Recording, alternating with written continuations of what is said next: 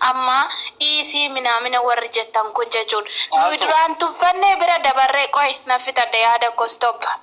Tuffannee bira dabarree jira garummoo tuffachuun keenya sodaatti fakkaata.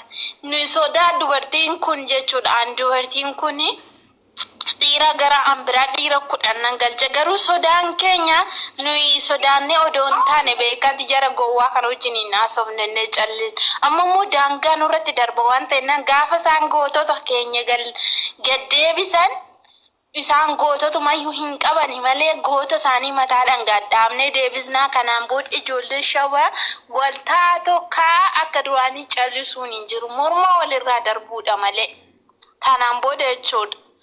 Ani Oromoo mayyuu jara kana wajjiniin himachuu koo akka na saalfadha malee tigistii nama fixachiisan Hacaaluu Hundeessaa Oromoo jedhee Oromoo qeerroo jedhee du'e malee Tuulamaa bichaadha fi mootii handu'e akkamitti mataan isaaniitiin yaadanii kaleessa maadhaqanii gorsuu didan dhiisin jedhaniin itti muddanii warra sirra jiran kun jechuudha keessafuu ijoolleen Arsii anamma siinii mana ijoollee Tuulamaa keessatti dhufanii dhiiseedhaan kun itti muddanii koomentiidhaan. Cabcaabonni jechuudha mana ijoollee isaaniiti dhiisi lakkii haa obboleessa ko ijoolleen Arsii seera qabna sodaa seera qabna amantaa qabna amantaan keenya hin jaalatudhani kalecha maa gorsuu didan kalecha itti muddanii gooba sechaanii turan kalecha jechuudha arrammoo dhufanii mana ijoollee keenyatti dhiisiitiin jedhan nu koottaa mana keenya banannee akkuma isaa suuraa eenyutu sodaata eenyutu qabee eenyutu dhiisa. Nu ijoolleen Tuulamaa gootummaadhaan beekamne jechuudha. Shamarran keenya takkittiin dhiira kuma tokko galchiti waan ta'eef mataadhaan goota isaanii mataadhaan gaddeebisnan jedhaanis akka aneenyuutu qabee taneenyuu dhiifama. Dhiifamuu hin qabu gonkumayyuu. Kana yaanni kiyyaa galatoomaa miira keessan galee. Kamarratti. Share goda jo kopling goda share goda. Imma kanarratti sirriitti. Yaada keessan kennita. Akkam bultan jirtu nagaa qeerroo. Jirratti akkam nagaa. Dhiifama wajjin adda sin kutuudha odoon taane ijoolleen keenya warri jala jirtan taaptaafi godhaa sheerii godhaa uummanni dhufee yaada isaa ibsatu ijoollee keenya biraan gaggaa taaptaaf godhaa sheerii godhaa. Aye, undi keessan akkam jirtanii fayyaa keessan jiraasanii jedha. Ana jiraatu caaltu faamii fiqir laalisee jirtu undi keessan. Sagaleen sibira jira qaali. Qeerroo nagaa siniif haa ta'u jedha. Jira akkam nagaa. Nagaa deebini kaa isna yoo jennes dubbiin nun dhiistuu dhiisuuf isin taatu jedhe aceen keenya. Baga jiraatanii dubbanna maal kun aree. Hai dubbachuun dirqama. Dubbatan malee dubbiin illee salantaatu waan ta'eef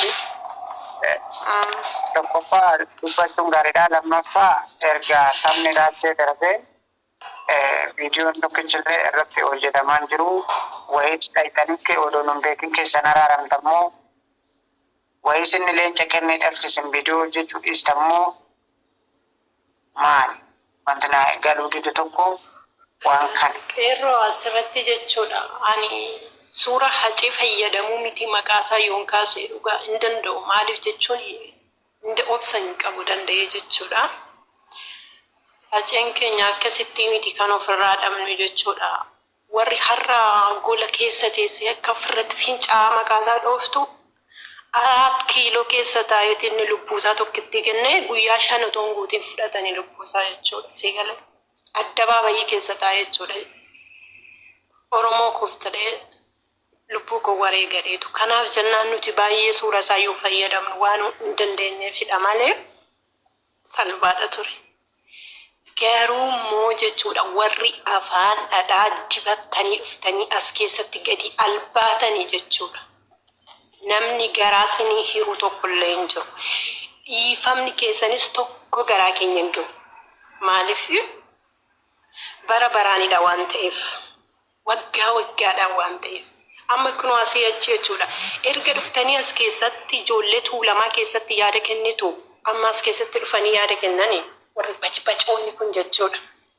Albaatonni kun dhaqanii achitti dhiisaa nama kanarraa nama du'erraa gadi bu'aa dhiisaa wanta kana hin godhinaa hin jettanii sobdoota warra garaan bufa. Duubaan nama keessaan namatti marmiti duubaan nama fakkaatti saroota. Maa dhaqxanii suurarraa kaasaa ijoollee tuulamaa dhiisaa maa hin jenneen as keessatti immoo fakkeessitoota dhuftanii maal jettu tokko ta'uu qabna Oromoon tokko. Eessatti tokko ta'a arangamaa. Ko arangamaadha sil bakka deemtanitti nama qabdu. Gootonni keenya ko warra akkasii dhugaa rabbii lafa akkasiin dhaabbatani. Biqa ilaalani malee eessatti wal qaqqaban tisiisniif kannisti eessatti wal qaqqaban. Tisiisni bakkuma argite qubatti bakkuma raqni jiru qubachaa deemti bakkuma wanti argi jiru keessa buuti tisiisni. Garuu kannisti immoo damma dammeessuuf zim jedhe dubbii kofitadha. Karaa kee dubbatteetta. Kannisti immoo bakka gaariitti argamti wanta gaarii gochuudhaaf jechuudha. Kanaaf gootonni keenyallee shamarran keenyallee warri keessa warri alaa bakka akkasitti muraasaa hin argaman. Si galee? Kanaaf dhaarraba keessan dhalaa dibattanii dhuftanii dhiisaa tokko taana. Dhiisaa ijoolleen tuulamaa gaariidha. Ijoolleen tuulamaa maaliidha? Warri shawwa sobinaa sobdoota. Achi garagaltanii immoo nu nyaattanii achi garagaltanii immoo gootota keenya warra kutaa 11 wareegame nyaattanii gadi galabbattanii irraa caffartanii dhugaa walitti himna. Hanga yoomitti nu soobdanii hanga yoomitti nu fakkaattanii nu nyaattanii hanga yoomitti nu awwaaltanii sin bacoota. Albaatonni kun gootummaan keessan nama gadi garagalchitanii arrabsoodha. Gootummaan keessanii maali haadha namaa boolla keessaa kaastanii ilmoo namaa boolla keessaa kaastanii irratti caffaruudha. Kanaan beekamtu gootonni keessan. Waslaattota. Dhugaa rabbi likkii walitti himna malee jechuudha. Namni garaa walii hiru tokkittiin hin jiru. Maal gootan? Maal gootu meesti qoy? Hacee bakka hin buutan. Hacee miti shamarran tuulamaa tokkitti bakka hin buutan. Saroota wayi. Kofoo maqaadhaaf dhiira jettee kofoo ofitti keeffatte rarraafattee deemti bacoonni tun.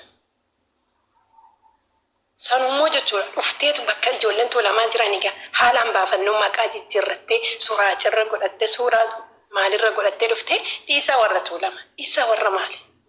Akkamitti dhiisna? Madaa kaleessaa deebitanii tuttuqaartanii akkamitti dhiisna sitti qoy? Nama du'ee boolla keessa jiru nama nuti waggaa waggaadhaan bakka hiriyoonni isaa jiranitti ija keenyaan barbaannu maaliif? Yeroo hundaatti nu tuttuqan saroonni kun bakka sareetti du'ee miti kun bakka gootaatti du'e malee. Kanaaf jennaan nurraa dhaabbadha. Beekaa hin qabdanii otoo beekaa qabaattanii jarri kun jara seenaa qabu jara gootota saanii dhabeedha waan ta'eef dhiisaa jettu.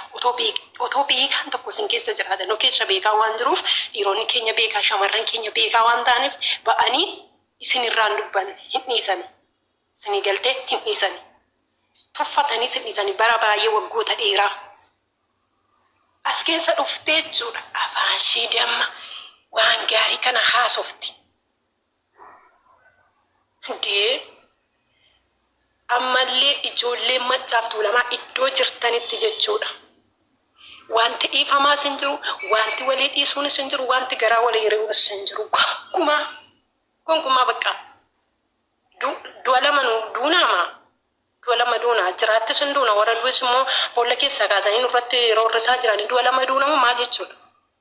Kanaaf iyyuu warri dhiifamaas achuma gadi ta'a dhiifamni jiru kanaaf booddee immoo bakka jirutti keessaa alaan jechuudha. In ilaaltani. Ani wanti na dhibee tokko jechuudha. Dhiirri ishii sammuu qabdu dhalaa ishii irraan ofittis xaxxee inni afaan ishii gadi baasu waanuma namatti hin tolle. Maali kun jarri akkasii waa kan waa yaanne kun hin jedha.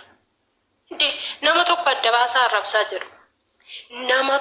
Nama sana gargar baasaa jedhu. Silaa kunoo kan suura gootota keenya gadi galabbatte irraa caffaraa jirtu nama kumaatamaan kan lakkoofamtudha. Maaliif dhufanii nama tokko adda baasaa jechaa jiran? Maaliif?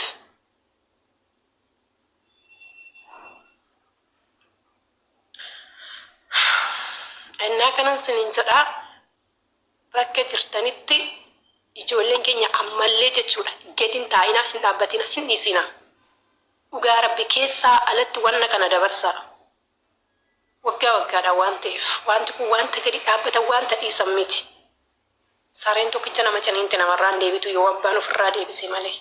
Akkanan sinin jedha qeerroo galatoomii yaada biraa. Akka rakkoo hin qabu. Namni biraa namni yaada ibsachuu dandeessan.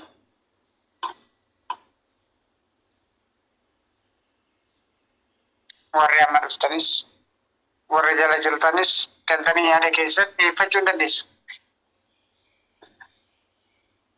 Komantiidhanii odoo taa'e seettee wanti fakkaate dubbachuu. Nagaa keechanii.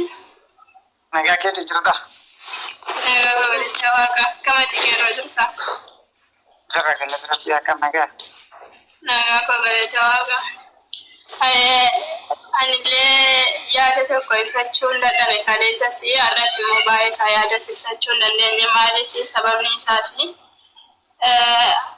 addunyaa irratti isa jiru gadi ba'anii too abbaa fedhan gadabbatanii rakkoon qaboodeen gaddaa raachuuf obboleetti raachuu gadi deebisanii irratti raggataa turanii kun rakkoon qabu maaliif jennaan raachuunis jira galata isaa obboleettiin isaa jirti galata isaa laakiin hacee boolla keessaa fuudhanii yeroo isaan gadi deebisanu dhugaa Rabbi baay'ee tokko natti dhaga'ame anaan bakka waanuma jedhee ibsadhu mataa keessa na faca'aa yeroo dubbachuuf ka'ee jechuudha. Abbaa fedhan gadi ba'anii deebisanii shawaa keessaa abbaa barbaadan yoo irratti raggataa oolanii rakkoon qabu amma dandeenyetti ofirraa falmanna malee waan tokkollee waan nuti inni waan nutti dhaga'ame tokko hin qabu. Garuu baay'ee isaa kan natti dhaga'ame baay'ee lafee kan na cabse haceen gaddeeffamuudha. Waggaa kanas wanta ta'e irratti wal lolamee jennaan hacee gaddeebisaa turan ijoolleen arsii jechuudha. Ijoolleen keenya ijoolleen shawaa keessas tokko dhuftanii kaleessas asuma ture jechuudha. Anis nagaan ture baatanii arsii hunda walitti qabdanii narraabsinaa maarree jechaa turtan.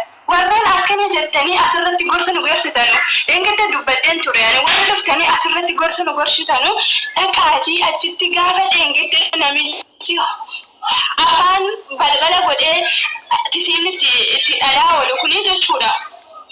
Achirratti bahee yeroo inni afaan isaa banee baqaqaquu dhaddanii namni tokko gasti isaa seentanii dhiisii waan kun hin bareedu jenneen isin jala taa'ee dhaggeeffataa ture amma danda'e nagachuu didee komentii isaa raabsaa ture jechuudha. Gaafa sana dhaddanii shawaa keessaayis asii keessaayis namni ol galchanii dhiisii waan kun hin bareedu akkana hin jedhamu namni jettanii hin jiru. Garuu nu mana adda addaatti dhuftanii yaada nuti ibsataa turtan isaa maarree jechaa turtan garuu kun hin ta'u. Konkuma yoo wanti dhiifama walii godhan hin jiru dhugaa dubbachuuf gadi bahee odoo dhiifama nu gaafate dhiifamaa hin goonu nuti. Sababni isaas ziraa keenya arrabsaa du'aa keenya gaddeebisaa wanti tokko yoo dhiifama wanti godhan hin jiru. Qabsoon keenya ittuma qofa keenya qabsoodhuma. Kana namicha isa kana iddoo argitanitti otoo argame cuubee waraanamee na dhugaa kanatti tola baay'ee tokko. Ani too bira jiraadhee nama dagate wayii fakkaatee cuubeedhaan. Afaan isaa kan cuubeedhaan. Kanaaf jechi kufaatii yaada qabsanuu kennadha. Garuu hacee gaddeebisuun dhugaa fi baay'ee natti dhaga'ame na uummata tortoraa uummata harree sadaa oolu jechuudha. Gadi bahee gaafa inni goota keenya gadi deebisu qabri keessaa fuudhee qabriitti haadha keessan gadi haa deebisan jechuudha. Hundi keessan uummata arsii hundi keessan koottanii na wajjin hasaa gaabina gaafattan deebii keessan isin deebii gaaziriidha. Kanaafuu jabaadhaatii itti fufaa ijoolleen keenya yaada qabdan kennadha.